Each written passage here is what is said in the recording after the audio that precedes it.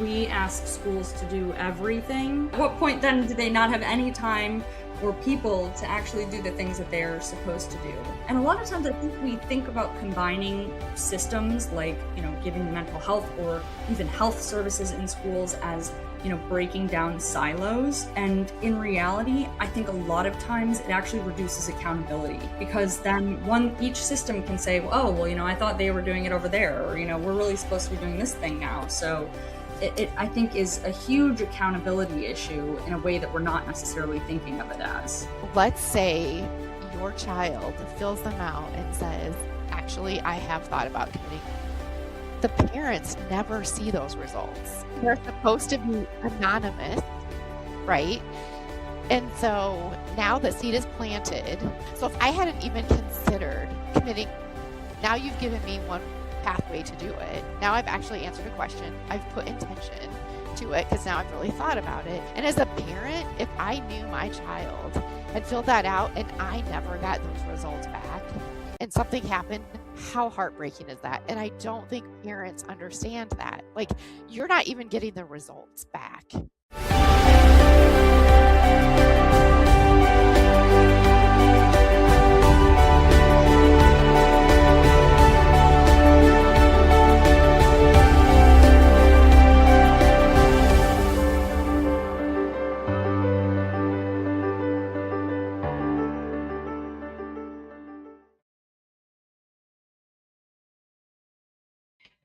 Hello, moms, dads, and grands, and welcome back to M4L Academy. We are the school for parents, grandparents, and friends committed to preserving and defending liberty with a special focus on topics that impact kids, schools, and parental rights.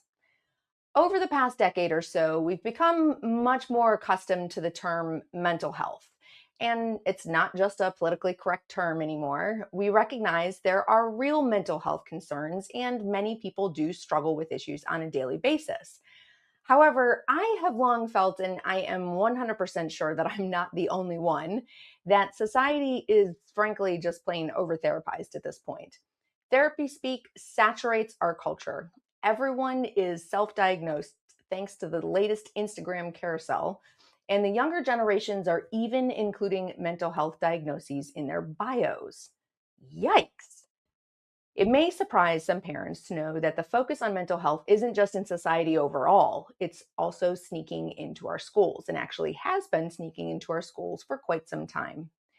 In a time when competency scores are absolutely plummeting, suddenly we've decided that schools should add mental health to their focus as well, because they've got so much time for that. Here to help us unpack what is going on and why this is a problem is Carolyn Gorman, a fellow at the Manhattan Institute, where her research examines U.S. policy related to mental health and mental illness. Previously, Gorman was a data science and policy associate at the J.P. Morgan Chase Institute, an associate research scientist at the Coleridge Initiative, and the senior project manager for mental illness policy at Manhattan Institute. She served as vice chair of the board of the former Mental Illness Policy Org, a nonprofit founded by the late DJ Jaffe, and as staff on the U.S. Senate Committee on Health, Education, Labor, and Pensions. Her writing has appeared in the Wall Street Journal, New York Daily News, New York Post, City Journal, National Review, The Hill, and Real Clear Health, as well as the peer-reviewed Psychiatric Services and the Rutledge Handbook of the Economics of Aging. All sorts of places. She holds a BA from the Birmingham University and an MS in Public Policy from the Robert F. Wagner Graduate School of Public Service at New York University. Thank you so much for joining us today, Carolyn. No, thank you for having me, and thanks for your attention to this issue. Obviously, I think it's an important one. Yes, well, I'm really glad that we have people like you that are able to do the research and dive in deep, because this is really a topic that it's sneaky, right? I think I am amazed when I see this huge focus on mental health, and it's really a hard topic to even bring up or talk about, because we were talking about it before. You said it well, that it's like if you say anything about mental health, then you're a mean person if you're not 100%, idolizing it. So before we dive too far into it, though, let's lay the groundwork. What is the difference between mental health and mental illness? Yeah, I think that's a really important thing to lay out because we have a lot of conversations about mental health, and everything is sort of categorized as a mental health problem these days.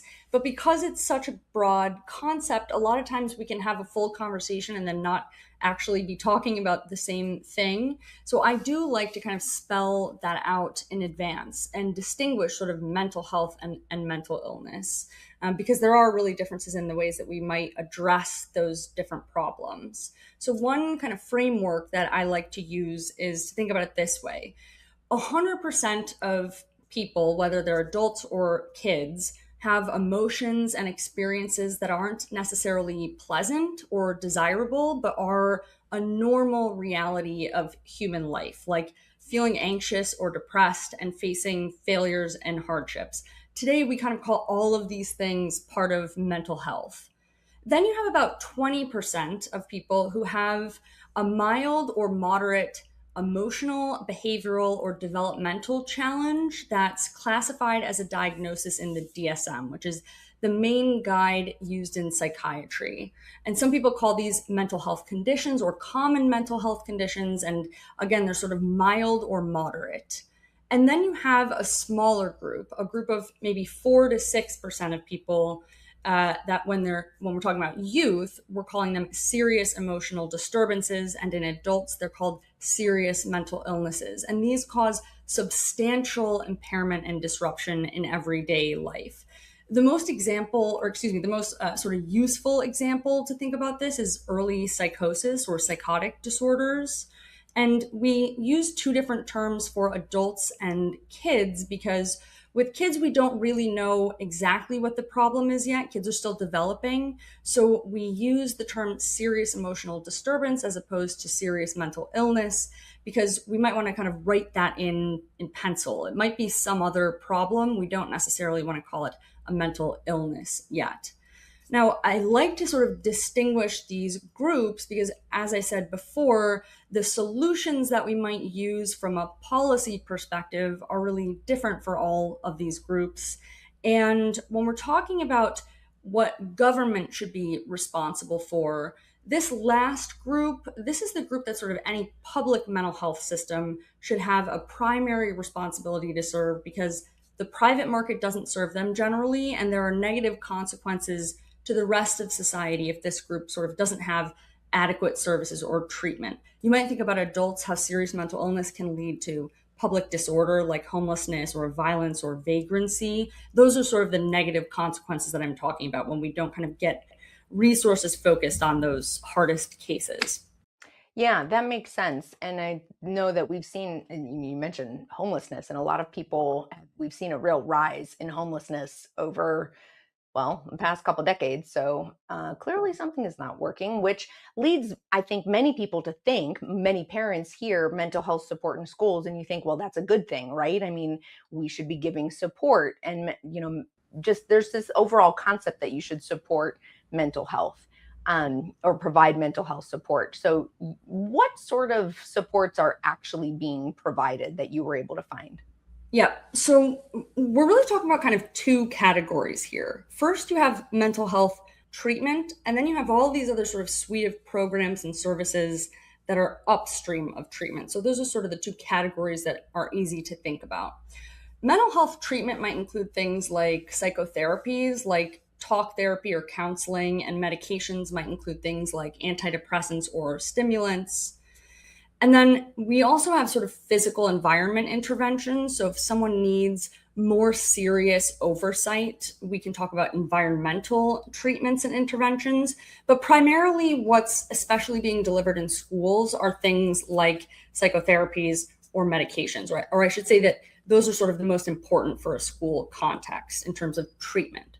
Then stepping back from treatment to that sort of other category, that upstream of treatment category, there are tons and tons of variations of programs that are sort of upstream of treatment, but they all have the same goal and they all try to do the same thing. And that is to get more individuals into treatment at or before the first sign of any distress. And the intention is to try and prevent mental illness from developing. So in the school context, you might think about social emotional learning that teaches kids to identify emotions so they can tell when they're feeling bad, and then tell someone about that, and then get directed towards treatment. You might have screening, which sort of flags kids who have any sign of distress that teachers didn't notice directly. You might have mental health awareness training, which educates school personnel and students both about sort of the signs of mental health conditions. And so what all of this is doing is, again, sort of trying to intervene before a mental health condition develops.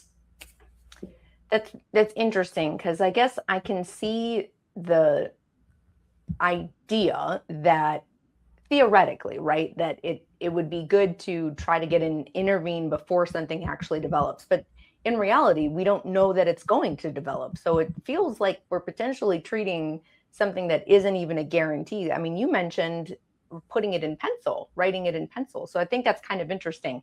So are we seeing that these treatments are actually working, or what is the evidence shown?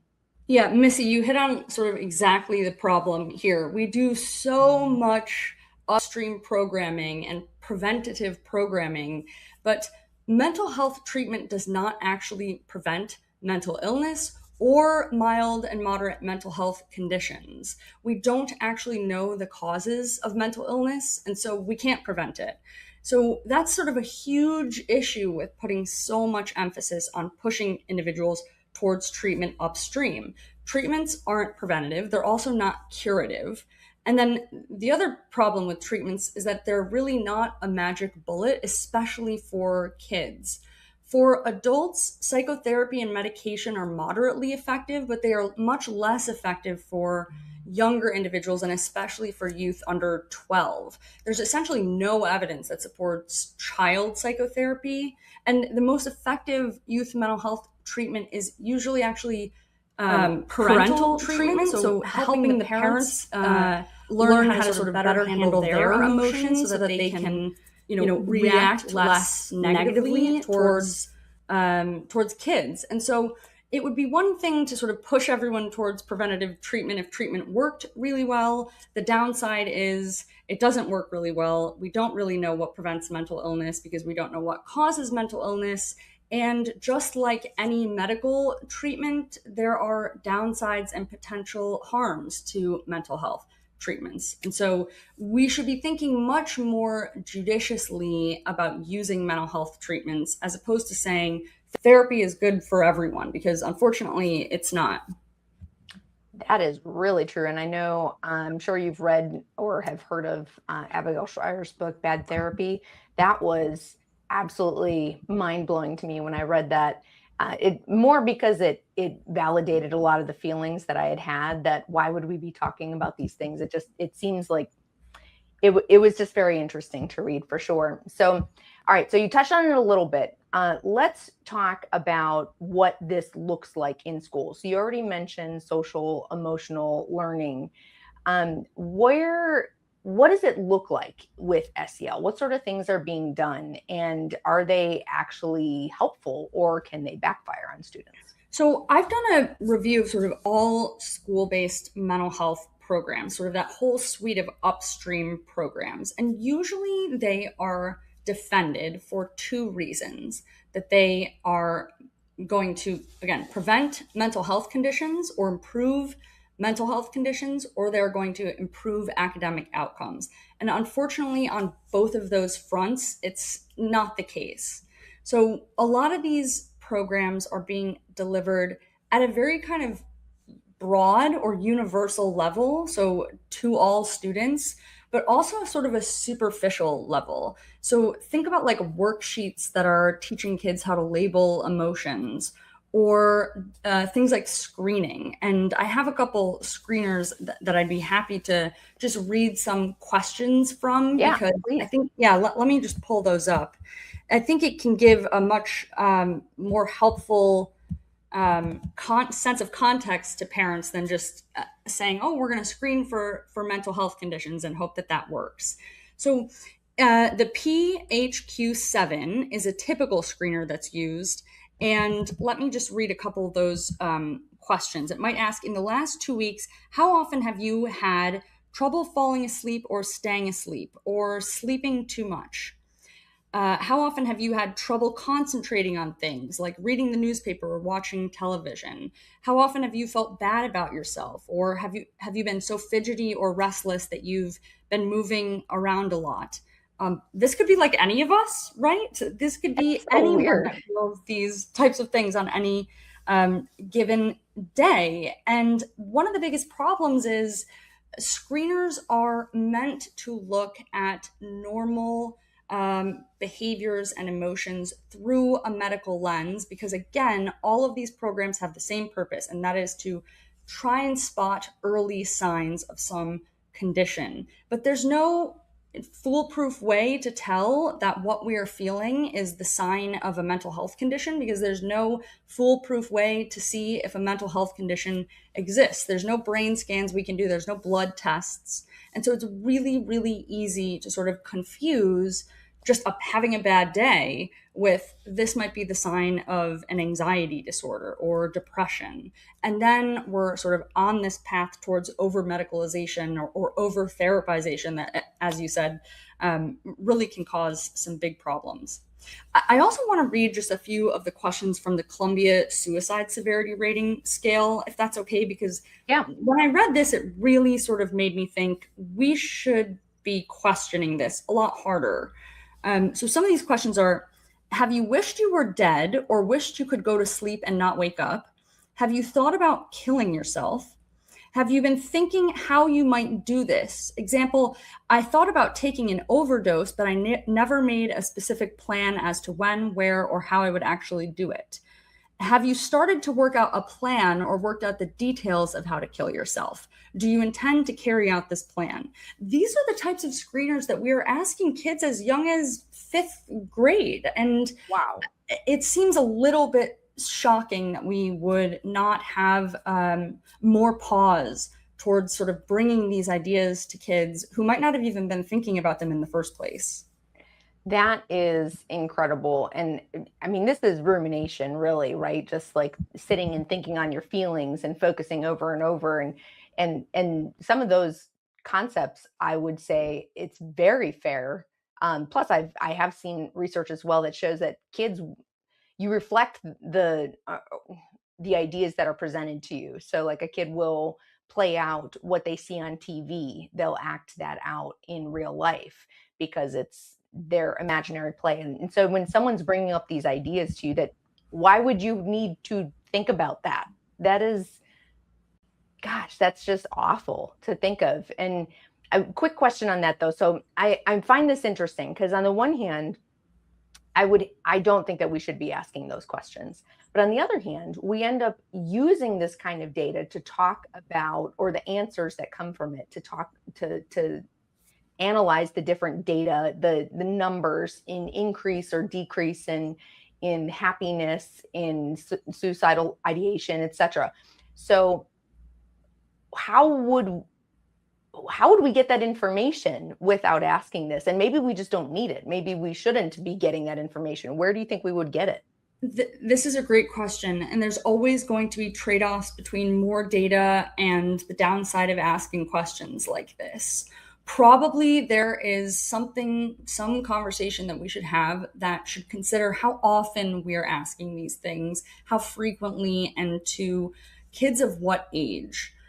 Also, one of the big problems that we have with school programs is, again, sort of the level at which they are distributed. They're being distributed to all students, regardless of whether or not there's a problem that seems to be appearing.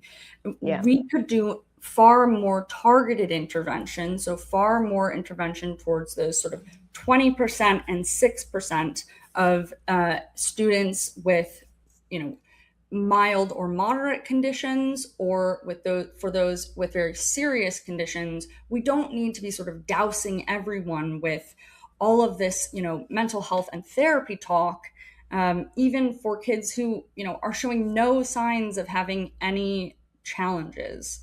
There's one thing I want to say also about suicide. We often hear that suicide is something like the second or third leading cause of death among kids. And so that really tends to freak us out a lot. But when we pause to think about this, what else would be killing kids, right? Like kids aren't dying from cancer. They're not dying from, chronic diseases that have sort of deteriorated their bodies over a long time. It makes a lot of sense that this would sort of be a, leading cause of death, because kids generally don't die. Not to, sort of diminish the importance of it, but suicide is still very, very rare among young kids.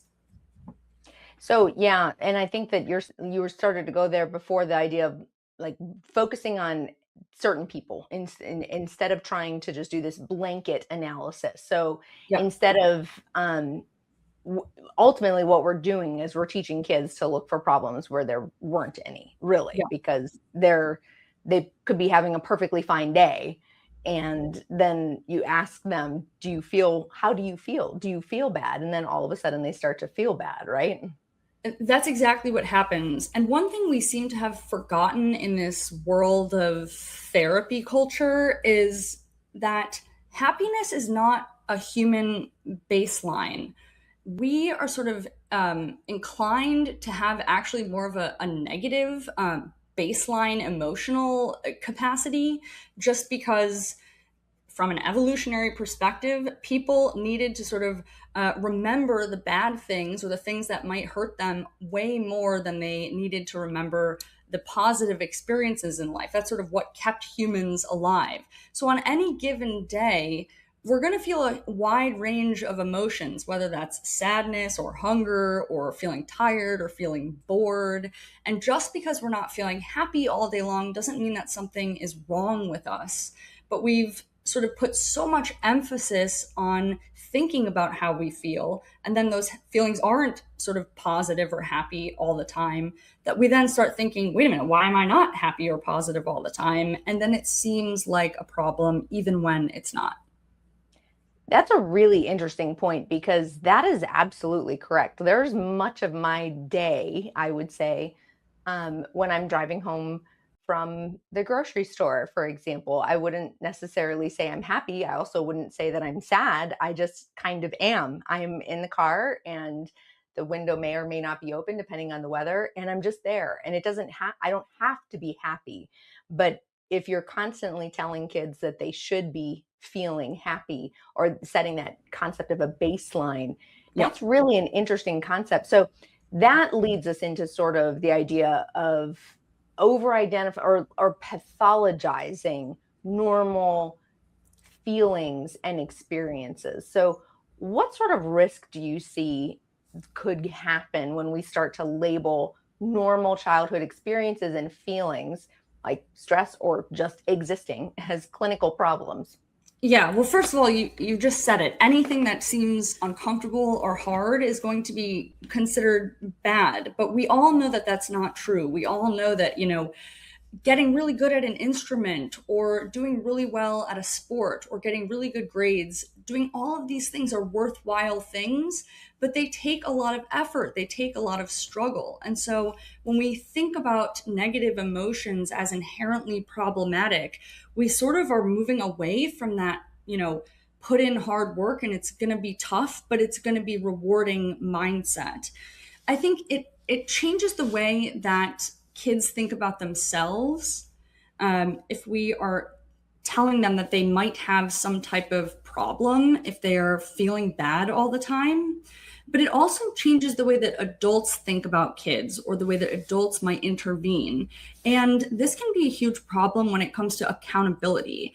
If a student is struggling because they can't read well, and our first kind of framework for thinking about the problem is, oh, they might have a mental health problem, then we're not asking, okay, how is the school doing in terms of their teaching capacity?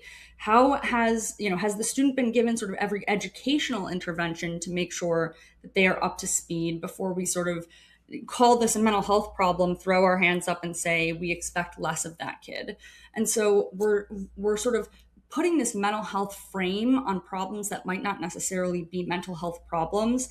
And that really lowers accountability across the board, on students, on parents, on teachers, on everyone, because then that becomes the reason why something isn't happening as it should. I actually think that's kind of an interesting perspective, truly, because it's the what is it, that mercy to the guilty is harm to the innocent. And that it's not exactly that, obviously. I recognize there's no guilty person here we're talking about, but not like a criminal. But that concept is similar, I think, and that is, we're taking the focus off of where it should be. So in this case, we're looking at the idea of every child getting some type of intervention, um, some type of SEL training, which I do want to clarify, and this is where it gets tricky, because social emotional concepts are valuable to teach to children. It's just the concept that they are values that are being taught to children, and parents need to recognize that those values that are being taught may not align with your values. That's why we are always concerned about it at Moms for Liberty. But so when we're doing this blanket thing, this sort of feels like the whole concept of, if everything's an emergency, nothing's an emergency. So are we looking at that here too, that if every child's getting intervention, then no one's really getting intervention? Totally. I think that's a great way to think about it, because at the end of the day, we have limited resources, and that doesn't necessarily need to mean money. That could mean people. We have limited time. And when you're sort of giving everyone something, that something is just sort of naturally going to be much more shallow than it is when we're sort of focusing resources on where they should be.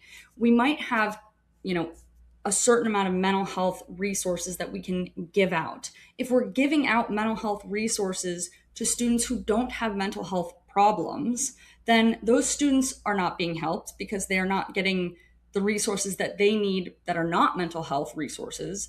And then for the students who do need mental health resources, they're getting far less when they already weren't getting enough in the first place. And so it's a bad thing, not only for sort of those hardest cases that I was talking about before, it's a bad thing for all students. And this really matters when it comes to mental health treatment, because the hardest cases, the most seriously mentally ill, the most seriously emotionally disturbed, these are often the students who might be, at greatest risk of being a danger to themselves or others. The mental health industry loves to try and deny this or frame this differently or make it sound less true. But the sad truth is that it is the case that there's a greater risk of self-harm and a greater risk of violence with untreated serious emotional disturbances and serious mental illnesses. And that's why it's so, so important that we help these individuals, as opposed to giving them a worksheet to label their emotions, which they don't need and most other kids don't need either. And I hate to say it, and this always feels so nasty. This is like that attack on mental health issues. But it's really not. It's a recognition that there are people that will take advantage of anything they can. And kids are smart, and they will figure out ways to get away with things. Let's look at, I think, one of the best examples of society taking advantage of or ruining it for the rest of us, right, is the whole uh, the service dogs, not actual service dogs, but like the emotional support animal kind of thing. Yes. And it's like, oh my goodness. Now everyone, I think I've seen something where there was someone on a plane that had like a peacock as an emotional support animal. And who on earth has a peacock as an emotional support animal? This is just ridiculous. And to think that there are going to be kids who are not taking advantage of the additional leeway or benefits or time off of school or whatever it is, accommodations, because they claim mental health problems when they don't really have mental health issues.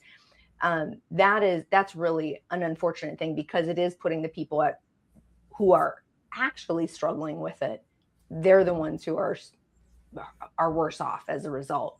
So, all right. So many people think, though, there's this big argument that schools, why not do it in schools, right? The kids are already there, and should they be doing it? I mean, parent, got to take into account the whole person. And we hear that even in the corporate world, like bringing your whole person to work and all of that kind of stuff. So is it appropriate for schools to be the place to be delivering SEL or whatever to combat the rising mental health crisis that we're seeing?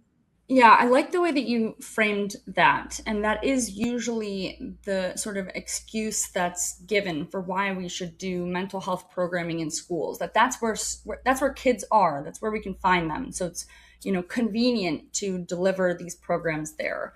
I think that's a really lazy reason. Schools are not mental health experts. They're not mental health providers. And even school professionals like counselors or school psychologists or school social workers, they are not in the school context licensed mental health providers typically. Private practice counselors and psychologists have to be licensed by state behavioral health care boards, and they have to meet certain training and quality standards to practice. And they also are at risk of losing their license if they provide some type of practice that's harmful to patients. None of that sort of applies in the same way in the school context because most school mental health professionals are simply credentialed by the education system. And that's not to say that they aren't, helpful or that they aren't trained. It is just to say that there's a different sort of structure, regulatory and legal structure that is, for mental health services in schools and mental health services outside of schools. And so we should be way more sort of aware of that. There's just a lot fewer safeguards and a lot less clarity for everyone. Another sort of big problem with delivering these programs through schools is that there are different privacy laws in the education system and the mental health system, and those laws aren't always aligned. We talk a lot about parental consent, but in schools, there are no tracking or enforcement mechanisms for parental consent. So you could be in a state that has a very strong parental consent law. There's still no systematic tracking about whether or not that's being enforced or applied. And so we should be thinking very seriously about sort of what is still being able to be done that we don't know is happening. That's pretty concerning. How were you able to find that? I mean, what is something that we could be doing to offset that? I mean, do we need to be pushing for, well, I'm not even going to try to propose anything. What could we be doing to ensure that parental consent is being tracked appropriately? Because that's a big deal. Yeah, I mean, I think we need to start asking for that, first of all, but we also need to ask how realistic it is for schools and for school districts to do this. And if they can't do this, then we need to be asking what programs should they not be delivering precisely because they cannot get parental consent tracked. So one way that we could do this would be to have schools make sure that they have some type of record for which students don't or do have parental consent for any participation in a given program, and then tracking of whether or not that student was given the particular program or service, even though they did not have that specific parental consent. So I recently made a public records request in New York City, for example, for a free mental health app that's being provided to public school students, to any youth really that's between I think 12 and 18. And the City Department of Health and Mental Hygiene did not have any record of which students were being able to access this service with parental consent in place or with parental consent not in place. And so parents should really be aware and make sure they're asking their school, are you doing anything to track this? Because no systematic tracking exists on the state level or the federal level. I hate the idea of any additional tracking. I'm not gonna lie. Like, I know we should be having it, but at this point, I'm definitely more in the camp. I think you are too. Of schools just shouldn't be doing this. I mean, schools need to focus on academics, frankly. But let's. Yeah. Why don't we? Speaking of, actually, I mean, there's been a ton of money that has flown in or been poured into these school-based mental health programs. So, have we seen any actual return on investment? I mean, Parents know this better than I do. How are grades nationally not better? And how are mental health outcomes nationally? Clearly not better because we just keep hearing about some youth mental health crisis, right? So we've been dumping funding into these programs and it hasn't improved grades and it hasn't made, mental health outcomes any better. So I think we need to start asking very seriously sort of what are we getting for our money? And again, it's not about not helping kids. It's about recognizing if this hasn't worked, we're not doing enough for them. We need to be doing something different for them, and do something that does work. And part of what we've been doing is create, or what has happened is just the creation of this therapy culture that we've talked about a little bit. So you've written about that, and what do you think that means? How might this therapy culture be affecting our kids? Yeah, I mean, it really has been so sort of ingrained in our culture. Think about like the way that we talk about it without even realizing. We talk about creating boundaries and putting our mental health first, and literally everything is trauma nowadays. But I think the problem with this is that therapy is sort of inherently self obsessed. It's concerned with how we think about ourselves and how we ourselves react or sort of deal with any given problem. But we, as an American society, really do not need to be any more self obsessed or self absorbed than we already are. If we want to live in a place where we help each other and we put other people first, and even if we simply interact with each other without getting so upset, we have to stop actually putting our mental health before everything else and start thinking about, it's okay to feel upset. That still means that we have an obligation to, do our schoolwork and study and work hard so that we can create a better life for ourselves and better lives for the people around us. And I think therapy culture has really just started becoming an excuse for everyone to, put themselves first in a way that's not even good for themselves. I completely agree. It is. I think many parents are feeling the same struggle. I mean, it's not just parents. I feel like a lot of the older generation are talking about the idea. Well, I mean, the whole term snowflake came from that, right? This idea that this next generation or the younger kids are just too fragile to be able to handle anything. And what sort of risks do you see when we are raising kids just to accept that they're fragile instead of being capable of accomplishing things? I mean, it seems pretty self evident. It's going to make kids feel, and kids grow into adults that feel even sort of worse about themselves and not be able to sort of have difficult conversations about how the world really is, or even sort of accept a different perspective. I think we do not live in a perfect society, but we're very fortunate to live in a place where, we have a lot going for us. And if we're sort of stewing on all the bad all the time, we forget that we have a lot of positive to be thankful for and a lot of opportunity. And also that sort of hard work is kind of what gets us more opportunity.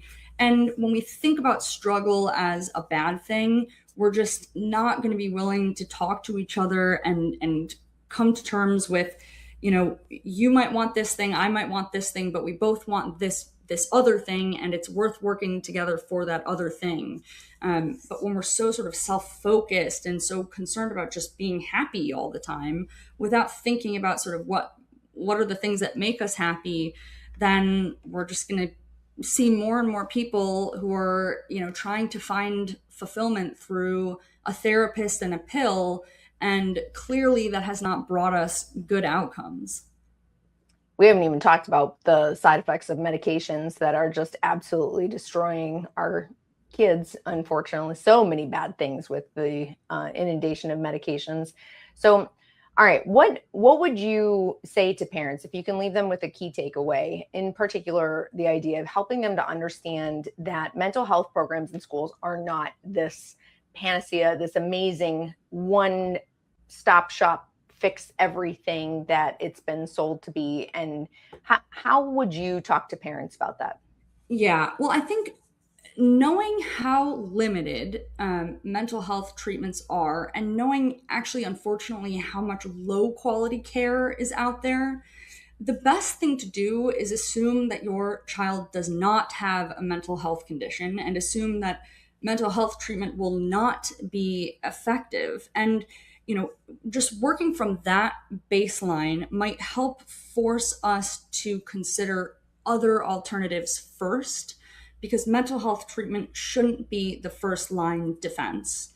Once we've sort of, looked at all of these other things that might be the problem, and treatment still does seem like something that would be helpful, it's really important to sort of be involved, because the most effective youth mental health care is family mental health care. So, again, sort of psychotherapy for parents, or family based psychotherapy. So, things that are sort of involving the parents.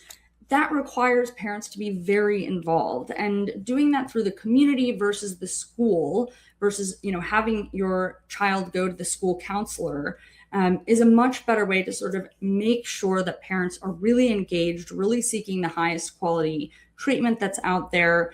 And when you do seek treatment, make sure that the treatment providers you're seeking that from are aligned with your goals and your values for your kids. Sort of, what is the outcome that we're looking for when we put a child or a teen into mental health treatment? Actually asking that, I think, is an important thing that we don't really do often enough. The last thing I'll say is, I know we've talked a lot about social media and phones, and regardless of whether they are a mental health problem, there are just so many reasons why phones are problematic. And so I do actually really encourage us to think about using phones less. And that doesn't mean just the kids, it means us ourselves as adults too. Like, how seriously do we expect kids to take us if we are telling them, don't be on your phone all the time, if we ourselves are on our phones all the time? And so I think that is sort of one practical action that we can take to sort of make sure that we're not overestimating sort of what a mental health problem might be versus what something that's sort of making us feel less happy, whether it's because we're doom scrolling all day long, or we're looking at other people who look really happy all day long, and then that's making us feel bad about ourselves. Whatever the thing is, I think phones definitely seem to be some type of problem. And so we could work harder to just be on them less, not just kids, but ourselves as adults as well. I completely agree with that. And anyone who doesn't, just give it a try. I dare you, just like unplug for a day. Give yourself, what do they call it? The phone Sabbath or something. Yes. Get off of it. And it's incredible how much we are tied to our phones. And it really does have negative impacts on us. Can I make a suggestion? Yeah. I would love for everyone to try letting your phone die on a Saturday and then keeping it dead on a Sunday. I recently went smartphone free for a week, and I started this way. And it's incredible just to see sort of how tied our lives are to our phones in so many more ways than we think. And just sort of being exposed to the sense that, like, our phones can die and it's going to be okay. We're not going to all, it's not going to be like the biggest problem ever, is actually kind of useful to make sure we know ourselves can handle. Yeah. I often challenge myself to just sit in silence, to work in silence. I mean, this sounds really weird to my young self to say this, because I used to always wanted to have music on, but I very much appreciate silence and working in silence. But I often, as I imagine you are, I'm often doing a lot of research as well. So I feel like I need to have a podcast or a book on tape or something going so that I'm researching in my downtime. And I will challenge myself to just be in silence. And it's very cathartic. It doesn't sound like the right word. It's very calming. It just really is relieving. And you are so spot on. I think one of the biggest problems, there's no question, is because of all of this overstimulation that we have constantly in society, and kids just they can't function. Totally. I mean, I was just asking a parent a couple of weeks ago, when was the last time that their kids actually had their phones die and Mm. know that they could die? Because this parent was telling me that, they were in the living room and there was only one charger available, but everyone's phones were, on low battery. And, Oh no. this is good. Like expose yourself to your phone dying and knowing that you can survive it, I think is like a good sort of check on ourselves. It's so funny. Expose yourself to your phone dying and know that you Yes. can survive it. It sounds like the talk about first world problems, right? Holy Right? cannoli. Wow. Well, this has been an absolutely fantastic conversation. Is there any final takeaways, any little things that maybe we didn't get a chance to cover that you really want to highlight for parents regarding the mental health in schools? No, I think just be aware of what's happening. I think it is not just because something sounds like it's good or it's effective doesn't mean it is. And so be aware of what your school is doing and try to be a partner to your school. We don't need to assume that there's bad intent with these programs, but we do need to understand whether or not they're working. And on net, they are not. And so there's likely a better resource allocation that can happen, and parents being involved and being a partner to their school can help make that happen. I love it. And where can people find you to follow your work? Yes, online. My research is available on the Manhattan Institute's website and on X as well. All right. And what's your handle? Carolyn Gorman _ All right, great. We'll have that linked as well in the description and show notes. So thank you so much, Carolyn. We really appreciate the work that you're doing and coming on to talk to us about it. No, thanks for having the conversation.